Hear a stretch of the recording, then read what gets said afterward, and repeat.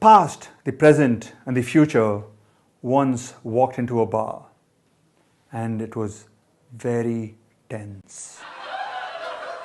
Hola and aloha, my friend. Great to have you back. In the previous video, I discussed how people tend to behave in a trustworthy fashion if you trust them, and that the reason this happens is because of the release of oxytocin, the trust hormone. I also discussed how, despite the fact that trusting others is generally reciprocated with trustworthy behavior, most of us tend to be distrustful of others because of our genetic hardwiring. I ended the video by describing an event from my own childhood in which someone proactively trusted me and how that led to a virtuous cycle of mutual trust. In this video, I want to talk about what would happen if we all could somehow overcome our hardwired tendency to distrust others and exhibit proactive trust. Imagine that you're lying on a beach in Goa. The weather's great, you've had a good night's rest, and you're feeling on top of the world. The one thing that would vastly improve your life at this point is a nice cold bottle of beer. The moment you have this thought, a beer vendor walks by and says, "Care for a beer, Sahib?" You almost fall out of your bench in surprised delight and say, "Yes, please." The beer vendor hands you a beer and says, "That will be 80 rupees, Sahib." You fish around your wallet for the money and discover that you only have 100 rupee notes, and you hand the beer vendor one of your notes. The beer vendor says, "I'm really sorry, Sahib, but I don't have change. But don't worry, I'll get your change back in about 10 minutes. I'll be back in 10 minutes. What would you do in this situation? Would you give the beer vendor the 100 rupees and trust him to return with the change? Or would you tell him to go get the change first before you're willing to buy the beer from him? As D. Steno argues in his book, The Truth About Trust, trusting others always involves a risk-reward trade-off. In the beer vendor scenario, trusting the vendor with 100 rupees would lead to an important reward, a nice little beer buzz. It could also lead to another reward of having your trust reciprocated, which would release oxytocin in you and make you feel good. But on the flip side, trusting him carries two risks. The risk that he may never return with your change, in which case you would lose 20 rupees, and the risk that you would feel like an idiot if he cheated you, which would cause psychological pain in you. One way to reduce these risks, of course, is to not trust the vendor. But then, by doing so, you wouldn't get to experience the rewards. That's what D. Steno means by the risk-reward trade-off. So how do you resolve such a trade-off? One way to do it is by considering not just the set of risks and benefits that I've just mentioned to you, but also consider some other hidden benefits from trusting others. Imagine that you trusted the beer vendor and he returned with the change. As I mentioned earlier, this would lead to two rewards. You would get to quench your thirst, and you would get a psychological boost from having your trust reciprocated. But those are not the only rewards that you would get.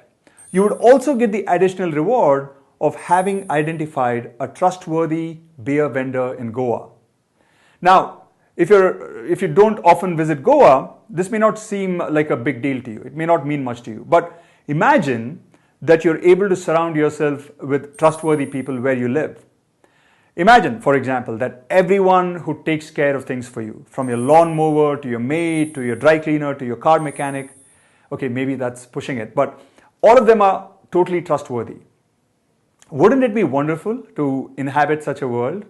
Of course it would. And you give yourself a better chance of inhabiting such a world by being proactively trusting. Or to put it conversely, if you never trusted others proactively, you would be denying yourself the opportunity to inhabit a world in which you're surrounded by trustworthy people. Most of us typically don't recognize this somewhat hidden benefit of exhibiting proactive trust. Another hidden benefit of exhibiting proactive trust is that we get to play a critical role in building a culture of trust around us. As we saw earlier from the Swiss studies, when you proactively trust others, others tend to reciprocate your trust. This reciprocity of trust, in turn, is likely to lead to increasing levels of mutual trust in society. Thus, by proactively trusting others, you would be doing your part in helping build a culture of trust. Much like how, by being employed and by paying your taxes, you would be doing your bit for society's upliftment. Doing a bit for society's upliftment would in turn make you feel good because, as we saw earlier in week 3, we all have a desire to be kind and generous and to know that our actions are having a beneficial impact on others. And when we do that, when we fulfill this need, we end up feeling happy. So if you were to add up all the hidden benefits to the known benefits of being proactively trusting, something that most of us normally don't do, then the case for being proactively trusting would become much stronger.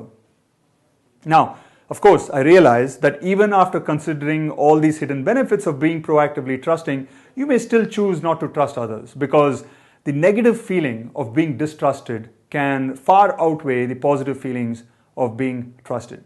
And that's a fair point. But given how important trust is, not just for our own personal happiness, but for the happiness of everyone at large, I think that if people like you and me, that is, people who are relatively well off and aren't really struggling to meet our basic needs, make our ends meet, don't do something to promote a culture of trust, then I don't think that it would be fair of us to expect those who are even less fortunate than us to do it.